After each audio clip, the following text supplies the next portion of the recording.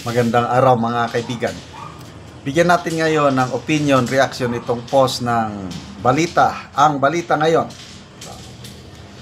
Tosino ni Vice damay sa boycott. Ito yung CDO Fantastic Tosino. Lumalawak ang panawagan ng boycott laban kay Vice Ganda matapos madamay ang mga kumpanyang iniendorso niya. Sa developing news, target ngayon ng ilang netizens at supporters ni dating Pangulong Rodrigo Duterte ang CDO Young Pork Tosino kasabay ng naunang panawagan ng No McDonald's campaign. Ang No McDonald's campaign, ang na-monitor ko lang ang nauna si June Abenes. Sabi niya, no more McDonald's until Vice Ganda is fired. Masisante as endorser. Sinigundahan ng maraming vlogger, isa na yan si General Orlando De Leon, isang retired general ng Marines. At sinuportahan ko na rin. Sinabihan ko ng aking pamilya, huwag muna kaming kakain sa McDonald's. Lalo na yung mga apo ko na paborito nung pagpunta sa McDonald's, yung mga may playground. So ito, bagong development is CDO Pork Tosino, Young Pork Tosino. Nagsimula ang issue matapos ang kontrobersyal na biro ni Vice Ganda tungkol kay dating Pangulong Duterte na nagbunsod ng panawagang ideklara persona non grata siya sa Davao City. Sino nagsimula doon? Si Proud Bisaya. Ayan, Proud Bisaya. Kahapon nabasa ko At ang daming sumuporta. Agree. Hindi lang daw CDO, hindi lang daw Davao City, kundi sa buong Mindanao. Maalala natin yung si Richard Hidarian, yung Sub-Saharan African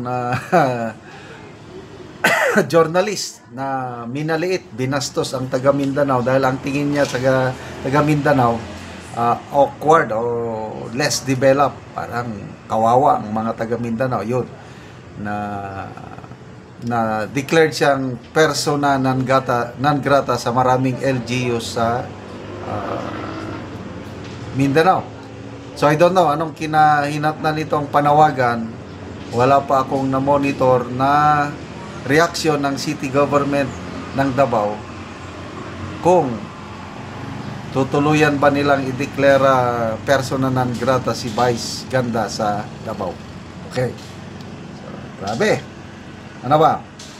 Bilang prominenteng endorser ng parihong McDonald's at CDO Young Pork Tosino, naniniwala ang mga kritiko na dapat iwasan ang dalawang brand hanggang siya ay matanggal bilang endorser.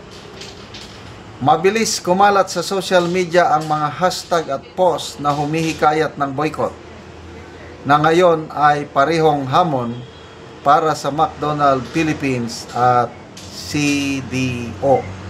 Okay. Hindi pa natin alam kung anong epekto nitong boycott na ito sa benta ng McDonald's at CDO. Malalaman natin in the coming few days. Ang siguradong may epekto na is yung followers ni Vice Ganda. Wala pang isang araw, mga 12 hours lang ata, 1 million na ang nabawas sa followers ni Vice Ganda from 20 million kahapon, the other day, 19 million na lang kahapon in 12 hours. Ang daming pag-unfollow. So I don't know. So ngayon, kung patuloy ba ang pagbaba ng kanyang followers sa social media. Okay. Maraming nag-o-open letter kay sumusulat open letter kay Vice Ganda. Isa na yan si Teo Moreno. Sinasabi ni Teo Moreno na ano bang kasalanan ni Pierre Ardisay? Di ba magkaibigan sila noon? In-interview ni Vice Ganda doon sa kanyang programa.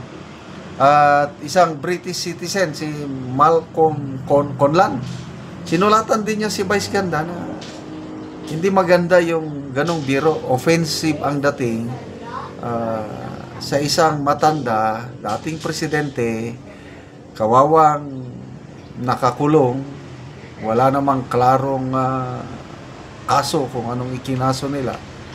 Tapos ganon, gawin pa siyang sentro ng biro, hindi na maganda. So, pati nanay ni Vice Ganda, nadamay na rin. Sana hindi mangyari sa nanay mo yung ganyan. Sina Crisette Laureta Chu, mga post nila na ang karma, hihintayin namin kasi kung ano ang iyong itinanim, yan din ang aanihin mo. So, sa buhay ko, naranasan ko dalawang klase ng karma.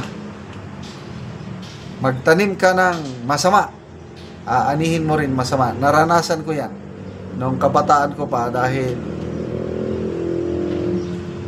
yung buhay ko noon magulo.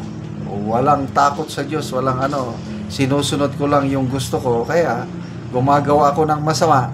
Nako, hindi talaga nawawala yung karma na masama. Kaya lang nung sinurrender ko ng buhay ko sa Panginoon, gusto ko nang sumunod sa Kanya, nagsimula na akong gumawa ng mabuti.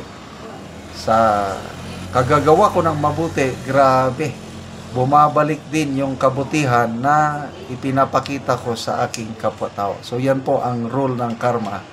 Either good karma or bad karma lang ang tatanggapin natin. Depende sa ating ginagawa. Kung ano ang itinanim, yun din ang aanihin. Kaya, wala na tayong magawa kung gano'n ang style ni Vice Ganda na binastos niya ang ating minamahal na Tatay Digong. Yes, hintayin na lang ang karma. And then yung ako, okay ako niyan, yung boycott. Talagang hindi muna kami kakain ng McDonald's. Pamilya ko, mga kaibigan ko, aking i-advertise na huwag muna CDO Fantastic, Yang Tocino, yan din.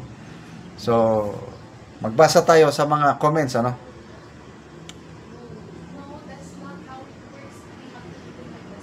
Ito. Duterte OFW supporters, damay-damay na ito. Shot para igat. Vice is the ultimate proof why it's hard for some people to respect the LGBTQA.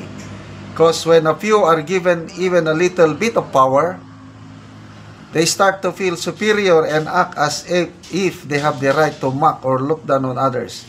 Reason, respect is still far from each other. Pampanga's best is the best Tocino. Salamat sa inyong pagsubaybay mga kaibigan sa ating channel. Nakakatulong kayo ng maigi sa tribong Talandig ng Bukidnon. Ang sweldo natin sa channel na ito is pantulong natin sa tribo. Namimigay tayo ng livelihood assistance sa kanila. Nagpapatanim ng saging lakatan at Arabica coffee. Panoorin nyo ang video na ito. So, maing buntag na ako karon dire nagvideo sa naikapihan. Kapihan ni Kuya Richard. So, mao ni ang iyang kapihan. So, makita gyud nato nga maayo ang tubo. So, mao ni ang kiloagon sa gitamnan sa igsuon sa kong bana nga iya ni Kuya Richard. So makita gyud nimo nga nindot kayo ang mga kape. So wala pa ni siya nag-isa ka bulan. So makita nimo ang mga kape.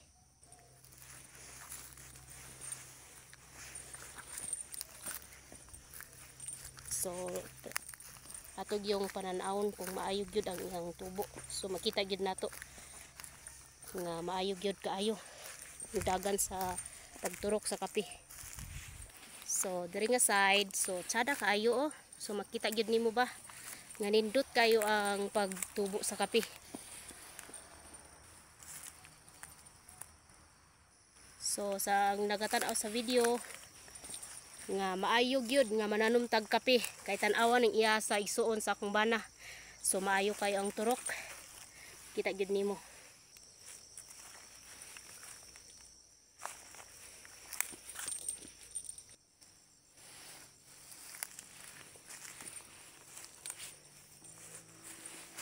So mo ni nga kape nga maayo ang turok sa kape. Makita gid nato ba.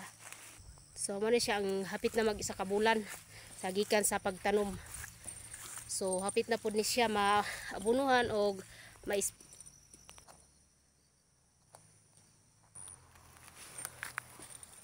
So mo ni nga akong givideohan aron makita ni sa nag-sponsor nga maayo gyud ang bunga sa kape.